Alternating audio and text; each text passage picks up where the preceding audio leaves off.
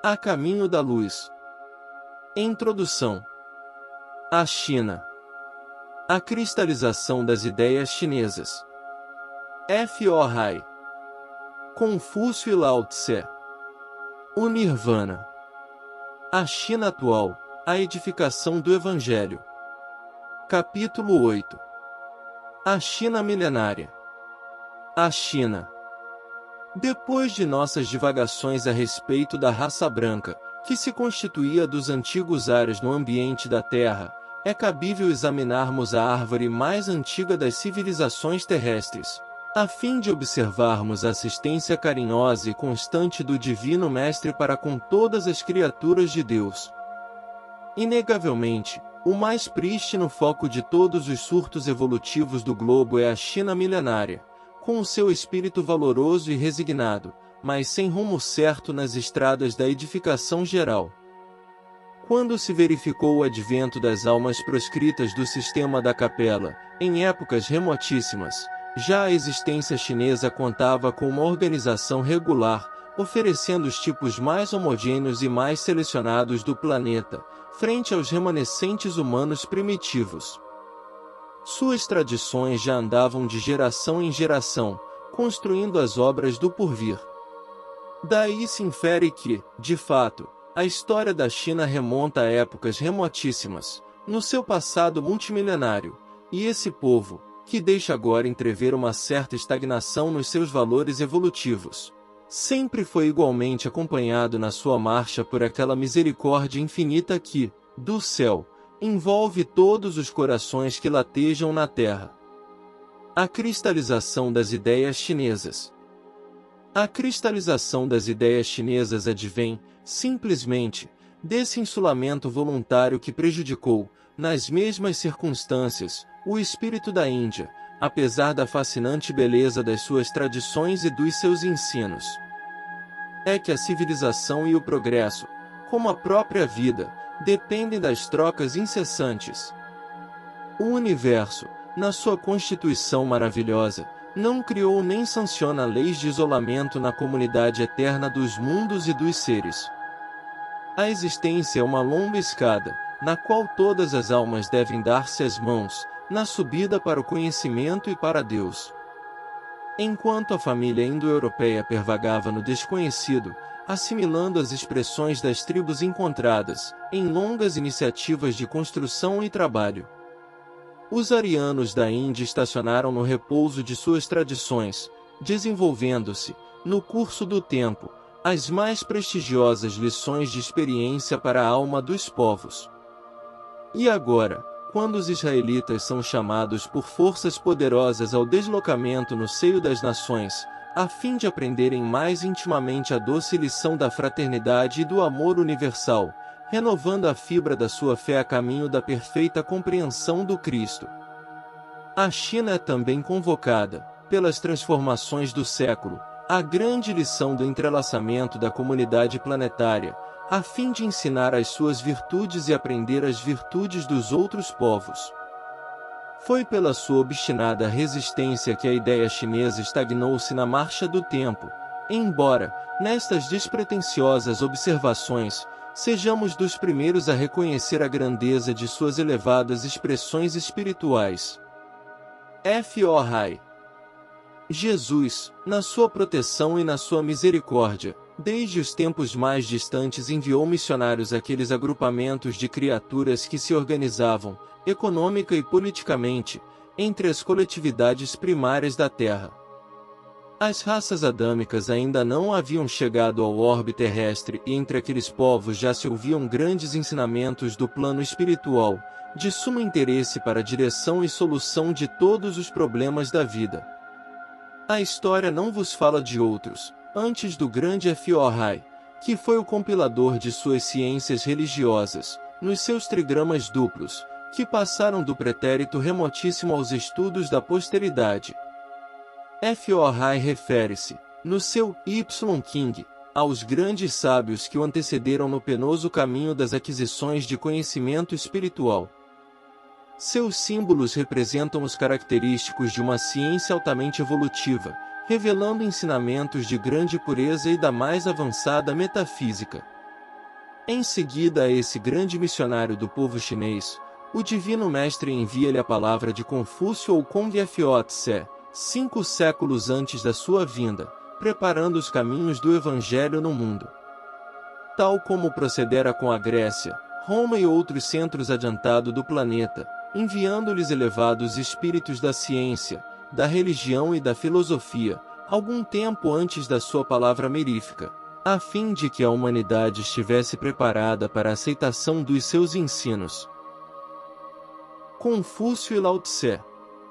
Confúcio, na qualidade de missionário do Cristo, teve de saturar-se de todas as tradições chinesas, aceitar as circunstâncias imperiosas do meio, de modo a beneficiar o país na medida de suas possibilidades de compreensão. Ele faz ressurgir os ensinamentos de Lao Tse, que fora, por sua vez, um elevado mensageiro do Senhor para as raças amarelas. Suas lições estão cheias do perfume de requintada sabedoria moral. No Caning, de Lao Tse, eis algumas de suas afirmações que nada ficam a dever aos vossos conhecimentos e exposições do moderno pensamento religioso. O Senhor dos céus é bom e generoso, e o homem sábio é um pouco de suas manifestações. Na estrada da inspiração, eles caminham juntos e o sábio lhe recebe as ideias, que enchem a vida de alegria e de bens. Lao Tse, de cujos ensinamentos Confúcio fez questão de formar a base dos seus princípios, viveu 6 séculos antes do advento do Senhor, e, em fronte dessa filosofia religiosa, avançada e superior, somos obrigados a reconhecer a prodigalidade da misericórdia de Jesus, enviando os seus porta-vozes a todos os pontos da terra, com o objetivo de fazer desabrochar no espírito das massas a melhor compreensão do seu evangelho de verdade e de amor. O mundo, entretanto, ainda não compreendeu, não obstante, todos os seus sacrifícios. O Nirvana. Para fundamentar devidamente a nossa opinião relativa à estagnação do espírito chinês, examinemos ainda as suas interessantes e elevadas concepções religiosas. De um modo geral, é o culto dos antepassados o princípio da sua fé. Esse culto, cotidiano e perseverante, é a base da crença na imortalidade, porquanto de suas manifestações ressaltam as provas diárias da sobrevivência. As relações com o plano invisível constituem um fenômeno comum, associado à existência do indivíduo mais obscuro.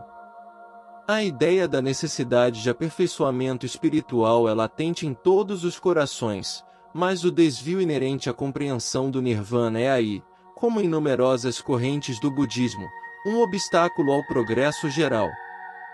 O Nirvana, examinado em suas expressões mais profundas, deve ser considerado como a união permanente da alma com Deus, finalidade de todos os caminhos evolutivos, nunca, porém, como sinônimo de imperturbável quietude ou beatifica realização do não-ser. A vida é a harmonia dos movimentos, resultante das trocas incessantes no seio da natureza visível e invisível. Sua manutenção depende da atividade de todos os mundos e de todos os seres. Cada individualidade, na prova, como na redenção, como na glória divina, tem uma função definida de trabalho e elevação dos seus próprios valores. Os que aprenderam os bens da vida e quantos os ensinam com amor, multiplicam na terra e nos céus os dons infinitos de Deus. A China atual. A falsa interpretação do Nirvana disturbou as elevadas possibilidades criadoras do espírito chinês, cristalizou-lhe as concepções e paralisou-lhe a marcha para as grandes conquistas. É certo que essas conquistas não consistem nas metralhadoras e nas bombardas da civilização do Ocidente, cheia de comodidades multifárias, mas aqui me refiro à incompreensão geral acerca da lição sublime do Cristo e dos seus enviados. A China, como os outros povos do mundo, tem de esmar nestes séculos valores obtidos na sua caminhada longa e penosa destas palavras, não a inferir que a invasão japonesa, na sua incrível agressividade, esteja tocada de uma sanção divina. O Japão poderá realizar, na Grande República, todas as conquistas materiais, usando a psicologia dos conquistadores, poderá melhorar as condições sanitárias do povo, rasgar estradas e multiplicar escolas. Mas não amortecerá a energia perseverante do espírito chinês, valoroso e resignado, que poderá até ceder-lhe as próprias rédeas do governo, enchendo de fortuna, de suntuosidade e de honrarias, sem desprestígio do seu próprio valor. Porquanto a China milenária sabe que os espíritos de rapina embriagam-se facilmente com o vinho de sangue do triunfo, e tão logo o luxo lhes amoleça as fibras da desesperação, todas as vitórias voltam, automaticamente, à reflexão, ao raciocínio, à cultura e à inteligência. O que se faz necessário examinar é o estado de estagnação da alma chinesa nestes últimos séculos, para concluirmos pela sua necessidade imperiosa de comungar no banquete de fraternidade dos outros povos. A edificação do Evangelho. É verdade que a palavra direta do Cristo, consubstanciada no seu Evangelho, ainda não chegou até lá de um modo geral, aclarando o caminho de todos os corações, mas um sopro de vida romperá as sombras milenárias que caíram sobre a República Chinesa, onde milhões de almas repousam, indevidamente, na falsa compreensão do Nirvana e do Absoluto. Mãos valorosas erguerão um monumento evangélico naquele mundo de dolorosas antiguidades, e um novo dia raiará para a grande nação que se tornou em símbolo de paciência e de perseverança, para os outros povos. Esperemos a providência daquele que guarda em suas mãos augustas e misericordiosas a direção do mundo. Bem-aventurados os pacíficos, os aflitos, os humildes. E as suas palavras mansas e carinhosas nos fazem lembrar a China milenária, que, amando a paz, sofre agora o insulto das forças tenebrosas da ambição, da injustiça e da iniquidade.